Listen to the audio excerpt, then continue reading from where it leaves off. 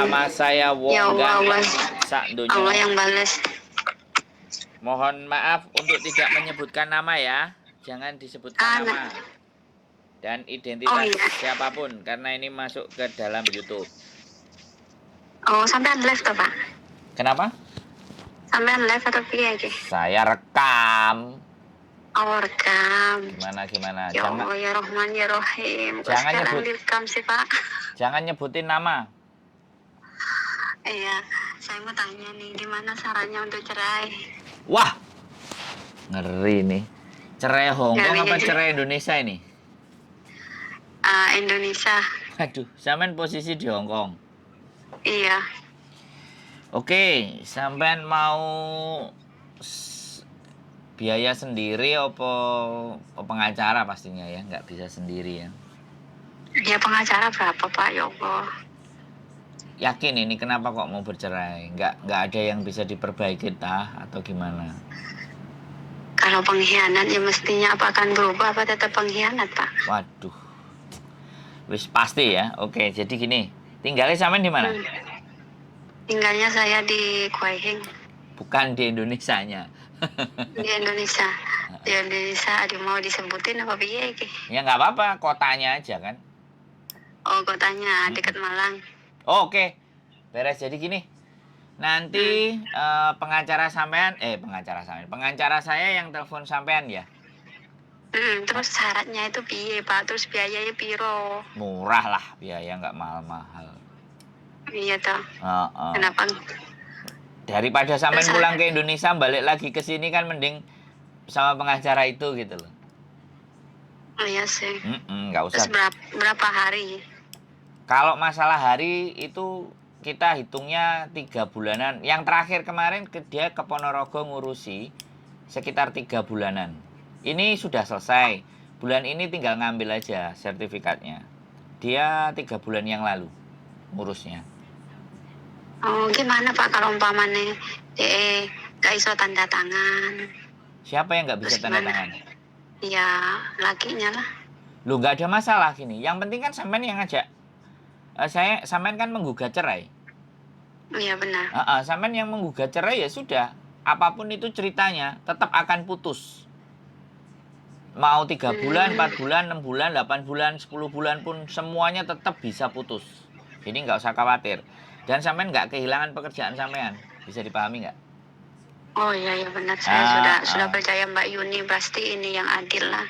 Jalan sama Mbak Yuni ya oke lah. Saya mau ganteng sakdonyo. Saya mau ganteng sakdonyo. Kalau Miss Yuni nggak pernah. Ya, amin. Miss Yuni nggak pernah mau membantu kalau teman-teman cerai karena memisahkan. Oh iya benar. Miss Yuni nggak gelem.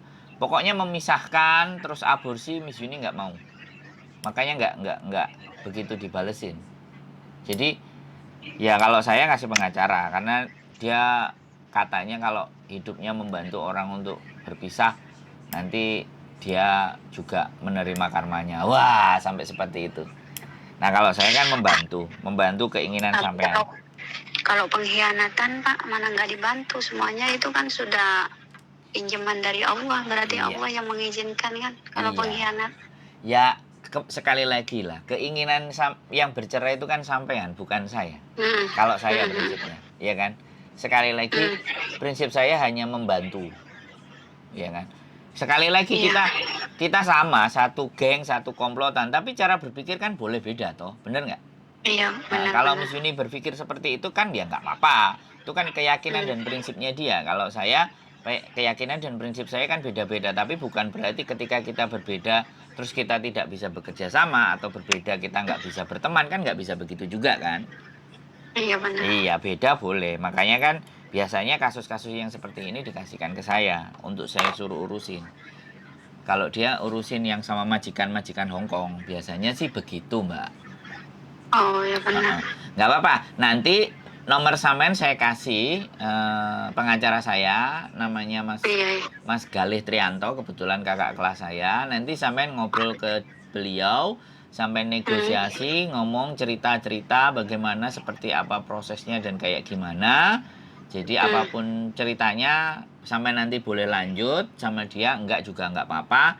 Tapi kalau dia enggak amanah, kan sampai tinggal cari saya. Bisa Oh dipahami? iya benar-benar. Iya, yang lagi pula kalau saya mau membantu, posisi saya kan di Hong Kong, posisi dia yang di standby di Indonesia. Karena saya punya dua pengacaranya. Oh ya bagus lah kalau begitu. Saya punya dua pengacara dan nggak usah khawatir. Nanti Hmm. kalau Mas Samen merasa nggak cocok dengan yang satu, nanti saya kasih satunya lagi. Hmm. Bisa dipahami, nggak ada Iya persoalan bisa. pokoknya, nyantai saja. Terus ada lagi yang Iya. mau Samen tanyakan. Ya, kalau syarat-syaratnya Samen masih pegang buku nikah nggak? Alhamdulillah sudah, tapi di Indonesia Pak. Iya, tapi ada kan? Ada alhamdulillah. Terus dokumentasi KTP apa semuanya Indonesia ada semua kan? Aduh KTP-nya itu yang udah nggak ada, tapi Mm-mm. KTP Hong Kong ada. Ya nggak apa-apa, nanti dikomunikasikan sama Mas Galih. Nah, Hmm. nanti Mas Galih kalau ada kesulitan pasti akan telepon saya. Terus saya akan Oh iya iya. komunikasi sama sampean.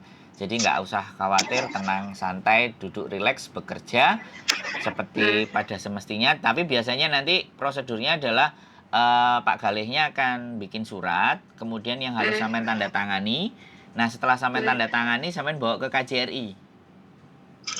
Oh KJRI. Ya, sampean minta tanda tangan itu untuk menunjukkan bahwa sampean posisi kerja di Hong Kong sehingga proses perceraian ini akan dikuasakan oleh pengacara. Eh, gitu. Oleh kuasa hukumnya sampean. Ya nanti makanya Pak Galih yang akan bikin surat, ngirim ke sampean. Setelah sampean dapat tanda tangani sampean sama KJRI, kemudian cap KJRI baru dikirim lagi ke Pak Galih. Gitu aja. Nanti Oh berarti. nanti tinggal negonya kalau Pak Galih jatuhkan ke saya nganterin ke tempat sampean. Sampean tanda tangan, tapi kalau untuk ke KJRI sampean harus sendiri. Halo? Oh Bisa iya iya dipahami iya nggak? boleh boleh. Prosedurnya gampang, cuman kayak gitu aja. Setelah dapat, dikirim ke Pak Galih udah bekerja selesai. Sampean tinggal nunggu hasilnya, follow up aja. Mm-mm. Nggak ada masalah. Terus saya minta pendapatnya gimana Pak? Boleh. Gimana? Uang kasih pemasukan gimana? Boleh. Kalau seandainya orang pengkhianat kayak gitu gimana sih Pak? Saya ini masih mau berpikir-pikir kayak gitu dulu, terus gimana sih? Jadi gini Mbak, Apa kalau pengkhianat itu apa seterusnya nggak akan berubah Pak? Di dalam kehidupan itu sekali lagi ya saya nggak mau melihat orang lain itu jelek dan diri kita baik, atau diri kita jelek orang lain baik. Kita nggak mau melihat seperti itu. Di dalam sampean berumah tangga, menurut saya, apakah ada nilai kebaikan yang ada dan semakin baik, atau justru nilai keburukan yang semakin hari semakin buruk gitu loh. Jadi ketika berjauhan itu kan otomatis memang segala sesuatu sampean juga salah. Yang kedua, suami juga nggak bisa benar karena membiarkan istrinya pergi jauh. Karena kalau kita secara pandangan agama, wanita itu boleh bekerja kalau yang pertama suaminya sakit. Suaminya nggak bisa berbuat apa-apa. Jadi baru pihak perempuan itu wajib. Tapi ketika laki-laki yang nggak ada bermasalah, kemudian istrinya niat bekerja, ya kan? Nah, artinya itu berarti kurang bersyukur ya. Apa adanya di Indonesia kan harus disyukuri seberapapun uangnya ketika berdua dijalanin dalam rumah tangga kan nggak ada masalah. Tapi ini kan posisinya sampean sudah di luar. Terus dia di Indonesia, ya kan? Ini berjauhan. Makanya kuncinya adalah selama sampean membina rumah tangga ini, apakah menjadikan jauh lebih baik atau justru memperburuk keadaan. Nah, kalau misalnya memperburuk, apakah ada niatan dari kedua belah pihak untuk saling memperbaiki diri? Kan seperti itu ceritanya.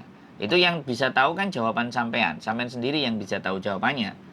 Tapi kalau memang ternyata diputuskan bahwa segala sesuatu ini tidak bisa dibetulkan, dan ketika sampean juga pulang kehidupan sampean nggak berubah ya gitu-gitu aja, sampean tinggal memilih jin Hong Kong apa keluarga di Indonesia.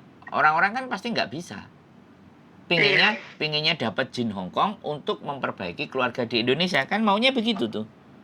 Iya kan. Jadi kalau memang melepaskan jin Hong Kong untuk agar kembali keluarganya utuh, ya nggak apa-apa. Itu kalau sampean berani mengambil risiko itu, silahkan itu diambil. Itu berarti sampean bijaksana. Tapi kalau sampean memaksakan bahwa memang saya harus mengejar jin Hong Kong untuk menghidupi, Nah, itu yang dirasa saya anggap berarti ada target dan mimpi dan keinginan yang lebih besar untuk diwujudkan. Dan kalau suami tidak memberikan dukungan, ya sudah. Kalau ataupun berpisah, ya berpisahnya bicaranya baik-baik. Kalau sudah ada keturunan, ya dikasih tahu anaknya. Kan seperti itu, bicaranya baik-baik. Karena memang dilema ya Mbak. Saya nggak bisa membenarkan sampean. Saya juga tidak bisa menyalahkan suami. Saya juga tidak bisa membenarkan suami sampean. Dan tidak bisa membenarkan sampean juga. Karena ini posisi yang kompleks. Dari mana sisi kita memandang gitu. Tetapi perceraian itu memang sesuatu yang sangat tidak diharapkan pada dasarnya.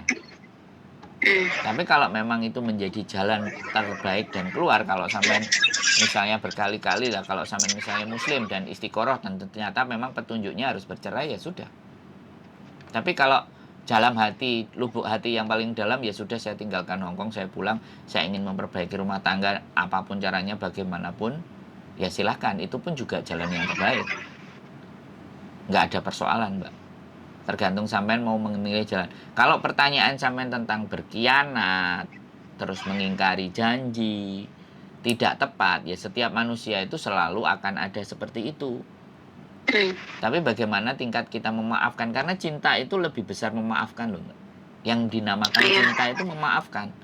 Tapi kalau merasa batas bahwa kita manusia sudah dimaafkan, justru itu dijadikan peluang, ya apapun ceritanya, itu kembali ke diri sampean. Selesai. Kalau sampean memutuskan hal yang terbaik dengan menyelesaikan, ya sudah diselesaikan. Tidak ada persoalan sekali lagi. Karena mesti akan dihadapkan dengan berpisah. Suami juga nggak bisa deket sampean. Sampean berjuang, ya kalau dia bisa legowo, ya harusnya dia menghargai kerja keras sampean dengan menjaga anak-anak, menjaga aset atau sesuatu yang sampean hasilkan.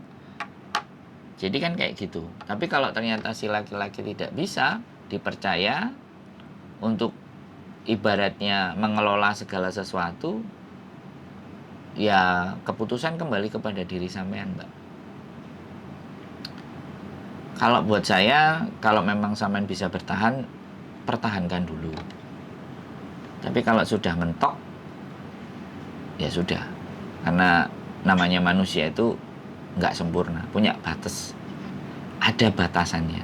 Dan kalau nggak bisa melewati batasan itu, ya kita jangan memaksakan.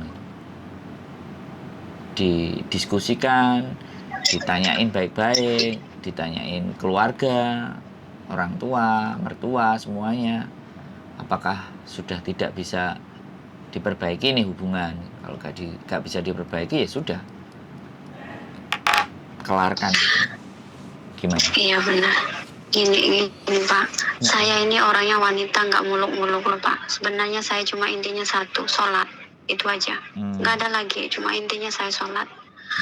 Terus nggak minta ini, nggak minta itu. Saya cuma maunya kerja, habis kayak gitu pulang, ibadah di rumah sama-sama, itu aja. Nggak ada muluk-muluk, mau ini, mau itu, beli, enggak. Saya nggak pikiran kayak gitu. Cuma saya kesininya itu cita-citanya pengen umrohkan orang tua, pengen gini, itu aja. Nggak ada pengen, sebab saya udah 20 tahun di sini nggak pernah libur loh Pak. Saya pun juga di sini bisa sholat, bisa pakai cadar, bisa apa. Alhamdulillah dapat majikan ini. Ilah karena Allah lah, niat dalam hati. Di sini bukan saya kerja tapi ibadah. Tapi ya malah suami ya di sana menafkahi orang lain. Itu aja, nafkahin orang lain, bukan nafkahin saya. Sedangkan saya cari sendiri. Kalau memang dia mengizinkan dalam agama, udah kita ini kan sepakat udah tanpa izin suami ya, kita nggak boleh ke Hongkong kan. Ini kan suami sudah mengizinkan, resiko kan harus tanggung berdua. Tapi ya pengkhianatannya kayak gitu, itu yang saya ituin. Umpamanya minta maaf sama saya manusia bukan malaikat ya. Bisa nanti dimaafin jalan lagi. Tapi saya minta maaf sama Allah dulu. Sucikan dulu, baru minta maaf sama saya. Itu prinsip saya. Tapi nggak dilakonin. Malah saya dikasih lagi, jalan lagi. Dikasih lagi, jalan lagi. Jadi buat apa dipertahankan? Kalau di sini udah ke jalan Allah, tapi di sana ke jalan wanita. Terus tempatnya itu di mana? Ya kan imam bagi saya. Sudah makmumnya oke, tapi imamnya memang ini cobaan ujian dari Allah, itu rahmat dari Allah kan.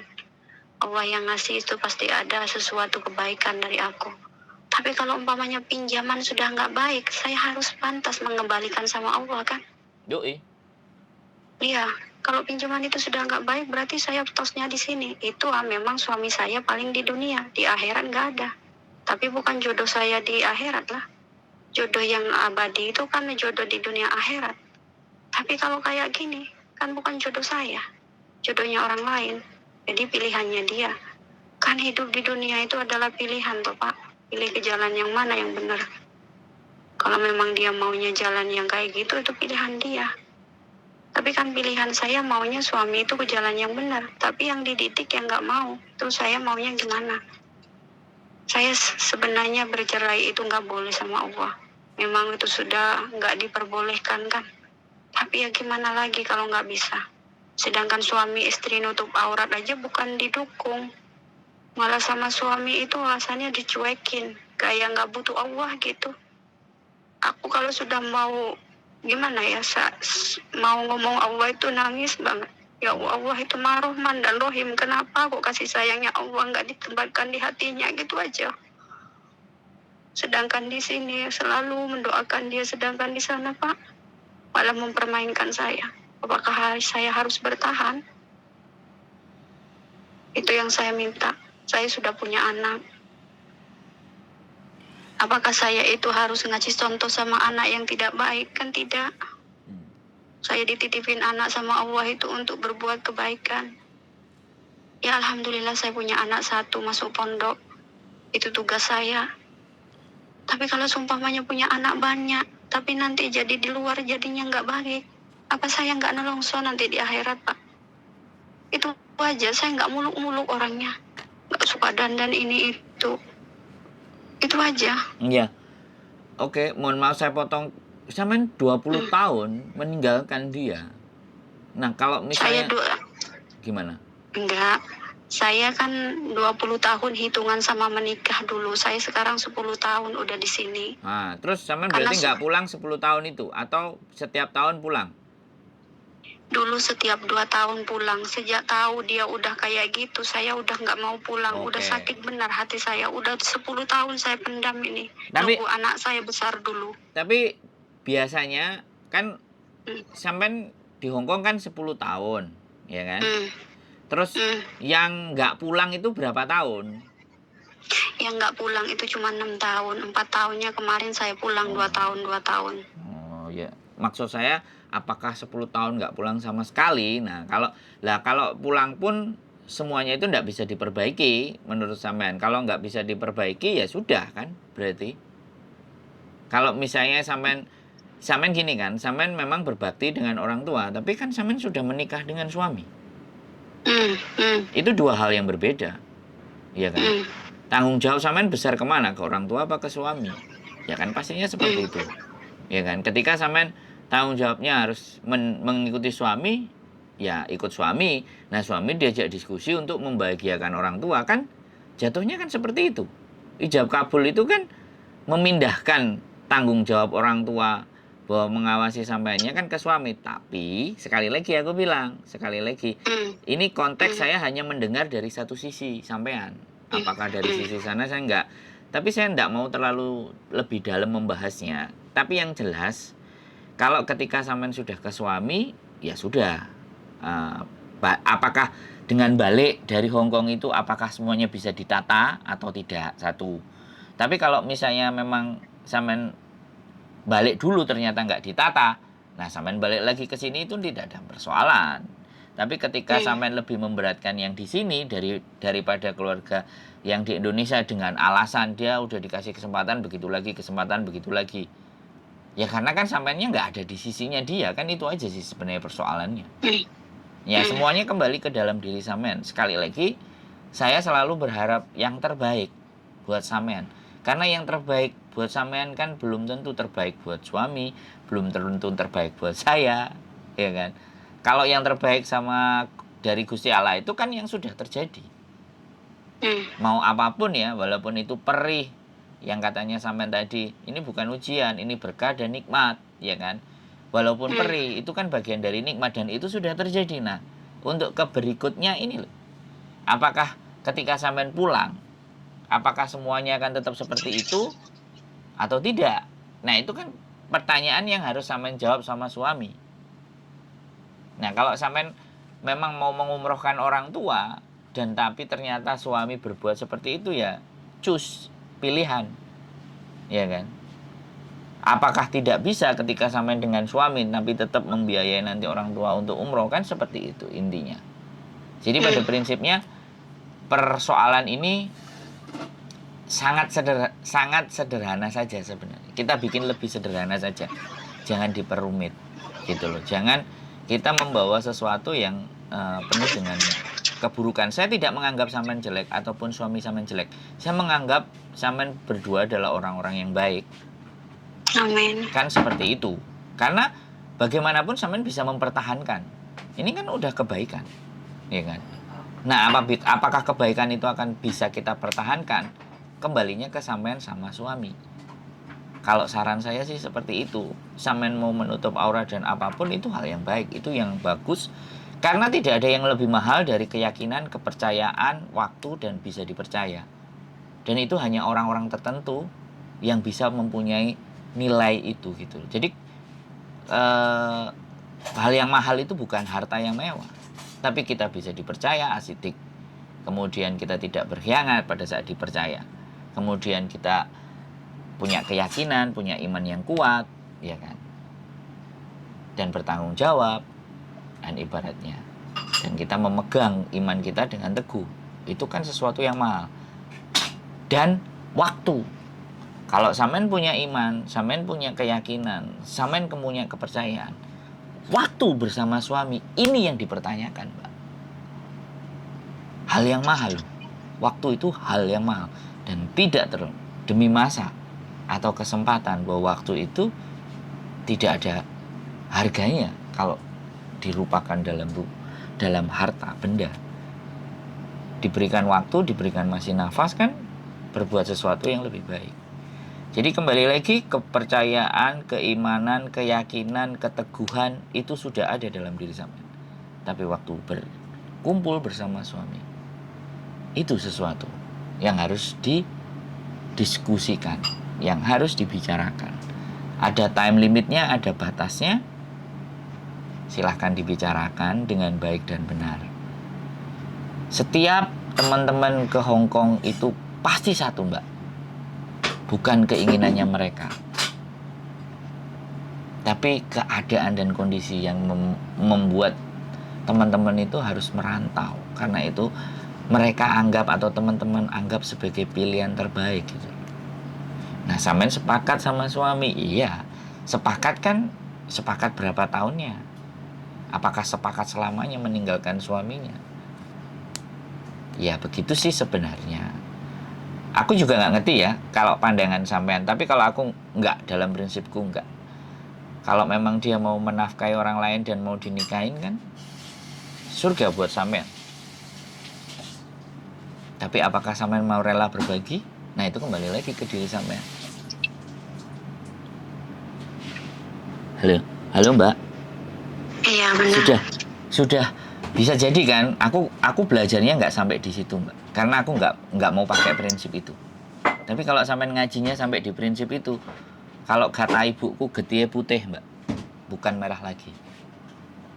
Dan itu Pak luar biasa. Iya, paham saya, Pak. Ini kesalahan saya ya. Saya meninggalkan dia atau apa? Ini kan memang kesalahan saya. Enggak. Kita nggak bahas Iya, ya. cuma Kita nggak bahas siapa yang salah, Mbak. Kita nggak bahas siapa yang salah. Tapi yang lebih kita mau tekankan adalah memperbaiki, kan. Itu loh, memperbaiki. Jadi saya nggak menyalahkan siapapun dalam posisi ini. Tapi tadi, sampean sudah punya keyakinan, keimanan, ketakwaan. Tapi waktu untuk berdua. Junjungan kita kan selalu bersama pasangannya. iya benar. Kalau sampai di taraf di situ loh ya, menurut saya ya. Saya sekali lagi bukan orang yang pintar, tapi kita mencoba melogikakan sesuatu. Itulah. Kalau bahas dalil kan terlalu kompleks, sangat banyak. Iya. Nah, tapi junjungan kita kan bersama, Mbak. Nah, sampean kan Iya. nggak bersama.